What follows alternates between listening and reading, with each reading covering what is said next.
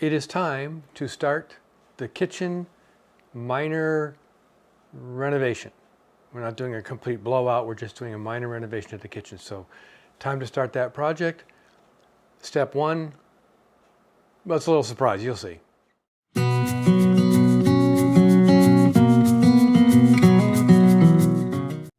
When you're cooking, it's kind of nice to have the recipe at eye level as opposed to on the counter where you spill things on it, you're running back to it, or on a stand that's at counter level. I know it's a little thing. But anyhow, this is our method. We have a magnet holding it onto the door to the cabinet.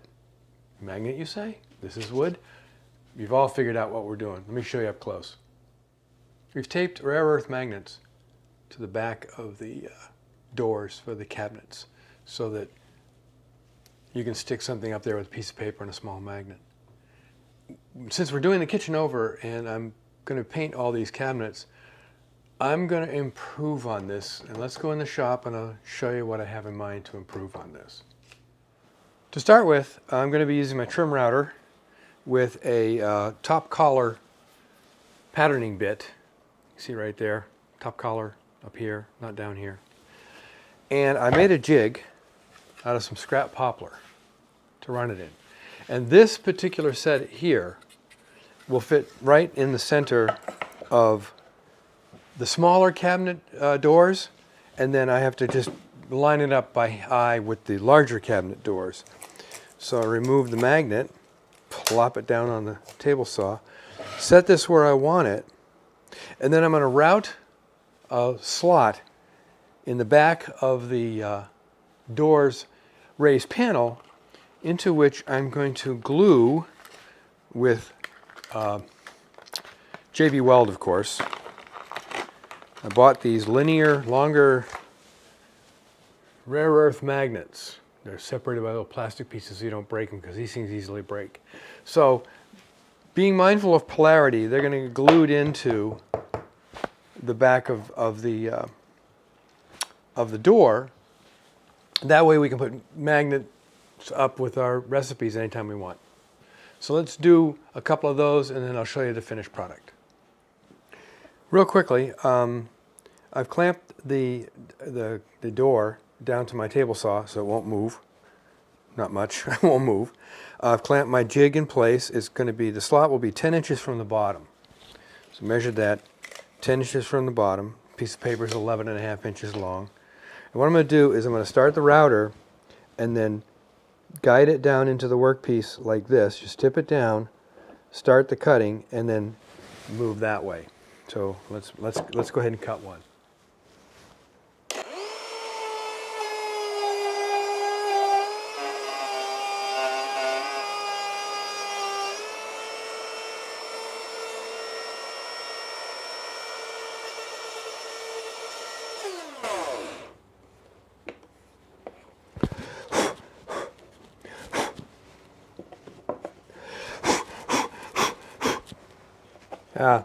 Due to sawdust buildup, I have to do a cut in the other direction because the sawdust built up and stopped the bit from going any further.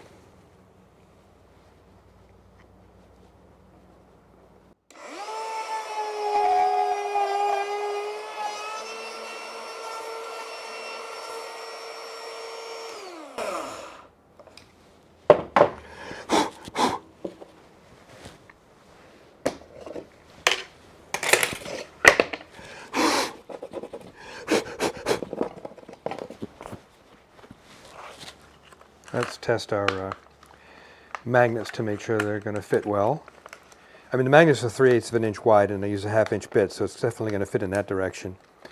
It's the length because I have a radius cut at either end and I want to make sure it's correct. And there it is. They're going to be in there fine. So let's glue one of these in and then we'll go from there, put it back in the kitchen and show you how it works. Well, you know how it works, but show you how this one works. So I mixed up some JB Weld, which holds everything to everything. I'll dab some in here. There we go. Don't need a lot because, you know, it's just got to hold the magnet in there. It doesn't have to hold anything else. I've marked the magnet, which to the correct polarity for the all the little magnets that we have. So I'll stick this in here and wiggle it down a little bit, and then we'll wait for that to cure and move on to the next one. But I'll demo this one before we move on. There it is. The JB weld has cured nicely. So let's go put it in the kitchen.